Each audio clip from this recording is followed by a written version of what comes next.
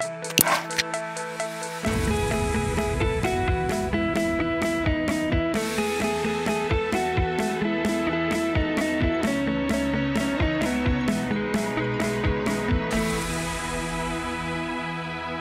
à toutes et à tous, bienvenue dans Libre Ensemble, votre rendez-vous de la laïcité.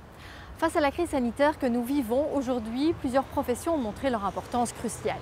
Le personnel soignant, bien évidemment, mais il y a aussi les caissiers, les caissières, les éboueurs, les livreurs, tous ces métiers d'habitude invisibles.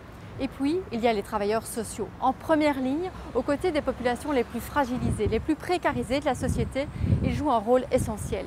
Et on se rend compte à travers leurs témoignages que s'ils tiennent le coup aujourd'hui, malgré les difficultés, malgré la fatigue, c'est parce qu'ils espèrent un changement de société après la crise.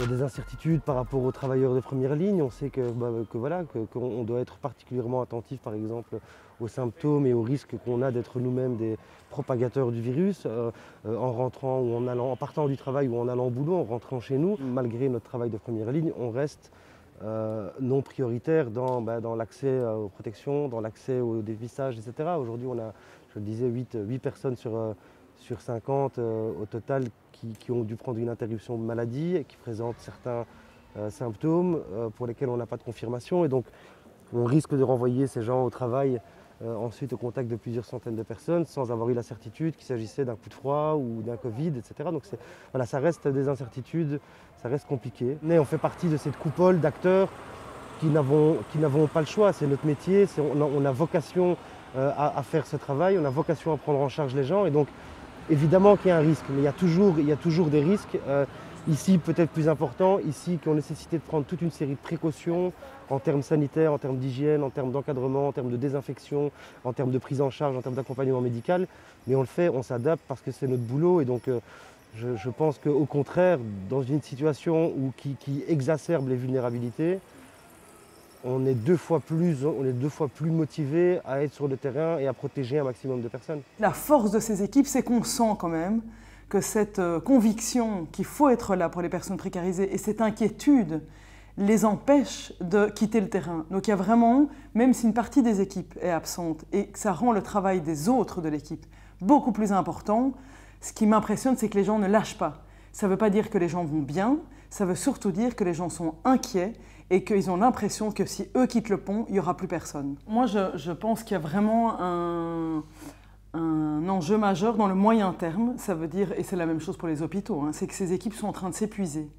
Alors, soit de s'épuiser, soit de prendre des risques importants pour leur santé. Mais à moyen terme, comment vont faire ces gens avec leur fatigue? Si on ne renforce pas ces services, si on ne renforce pas ces équipes, on est quand même face à une situation où le nombre de personnes précaires, on en parlera plus tard, va augmenter de manière très très importante, et elle a augmenté. À Lillo, ils disent les premiers qu'on a vus chercher des petits déjeuners au parvis de Saint-Gilles, ce sont les travailleurs au noir, qu'on ne voyait jamais avant, toute l'économie informelle, les personnes prostituées. Il y a toute une catégorie de personnes auxquelles on ne s'adressait pas avant et auxquelles les services sociaux doivent s'adresser aujourd'hui. Donc on est quand même face à une augmentation du nombre de personnes qui vont s'adresser à ces services et une fragilisation des équipes. Ça va être compliqué.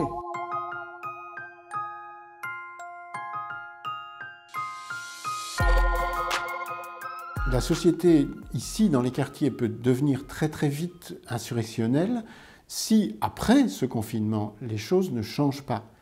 Et quand je dis les choses ne changent pas, je ne veux pas dire saupoudrer d'aide pour qu'à un moment donné, la pression retombe et que les gens se calment.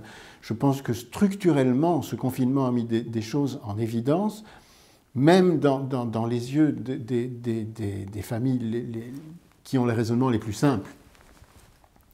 Et que les choses ne pourront pas reprendre tout à fait comme elles étaient avant. Je pense qu'impérativement, il faudra changer le mode de fonctionnement de la société et il faudra trouver un système plus solidaire, un mode plus solidaire de fonctionnement.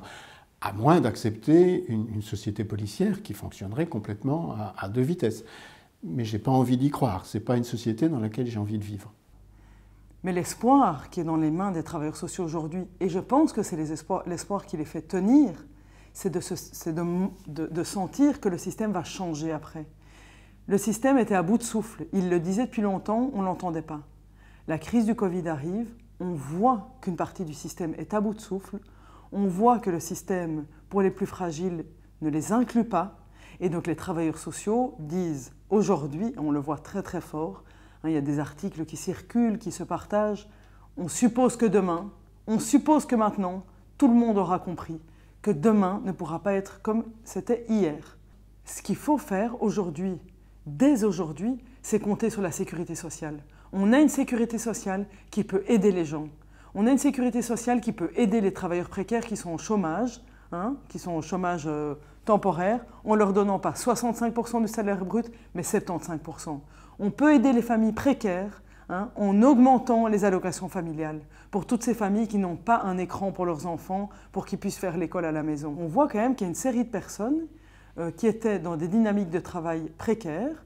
Tant que ces dynamiques de travail précaires tenaient, on disait ça tient la route pour l'économie, mais là, ça ne tient plus. Donc je pense quand même que la donne va changer.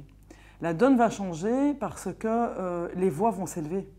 Je pense que sont ralliés à cette idée que le système doit changer beaucoup plus de monde aujourd'hui qu'hier. Beaucoup plus de monde. Et qu'il y a toute une série de choses qui s'organisent aujourd'hui par le bas, dans les quartiers. La ville va commencer à devenir de plus en plus résiliente parce qu'elle n'aura plus le choix. Et donc, oui, j'ai l'espoir que les choses changent.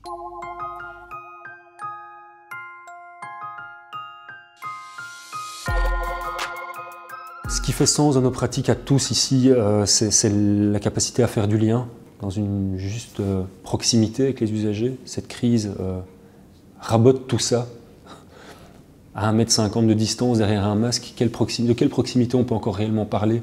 Ce lien là, auquel on tient tous et pour lequel on travaille toute l'année, on se rend compte qu'il tient malgré tout, mais il est réduit à peau de chagrin. On est dans des dispositifs d'urgence, mais petit à petit, il faut se dire que peut-être ce sera la nouvelle norme. Le numéro vert derrière lequel les travailleurs sociaux des services généralistes sont à longueur de journée sera peut-être notre modalité de travail pour demain et pour l'avenir. Et je pense que c'est très important que l'ensemble des services sociaux et de santé ait ça en perspective et que ce qu'on met en place, on puisse se dire peut-être que demain, ce sera la solution. Et donc, si c'est une donnée avec laquelle on va devoir faire dans l'avenir, il faut que cette consultation à distance soit la plus humaine, la mieux possible en fait. Au début de la crise, on avait, pour vous donner un exemple, les services sociaux wallons qui sont membres de notre fédération sont dans des situations financières ultra précaires. Vous savez ce que j'entends? Les travailleurs sociaux faisaient des consultations au travers de la boîte aux lettres du service social. Au travers de la boîte aux lettres du service social. Mais on se rend compte des moyens qu'on donne à ces travailleurs sociaux. J'essaye de trouver 20 000 € pour pouvoir donner le matériel informatique à l'ensemble des services pour qu'ils puissent travailler correctement à partir de chez eux ou à partir du bureau. Je ne les ai pas trouvés. Je n'ai pas trouvé 20 000 € pour une dizaine de services. On a fait le tour des besoins qu'ils avaient, on a compilé les besoins qu'ils avaient, ça fait un petit 20 000 €. On ne les a pas trouvés. Donc honnêtement, oui, je pense qu'il faut s'équiper pour l'avenir et il va falloir trouver les moyens de s'équiper pour l'avenir parce que les gens vont en avoir besoin beaucoup plus hier qu'aujourd'hui.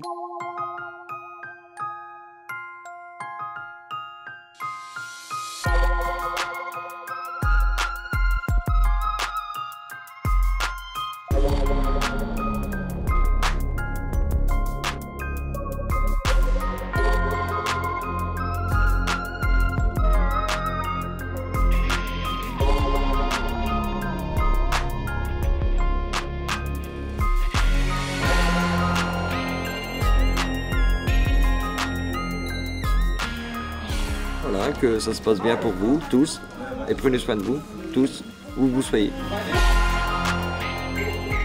Si vous souhaitez voir l'intégralité des interviews dont on vous a proposé en extrait aujourd'hui, je vous invite à vous rendre sur la page Facebook de nos émissions Libre Ensemble ou sur la chaîne YouTube du Centre d'Action Libre. Merci de nous avoir suivis, prenez soin de vous et à très vite pour un nouveau rendez-vous de la laïcité.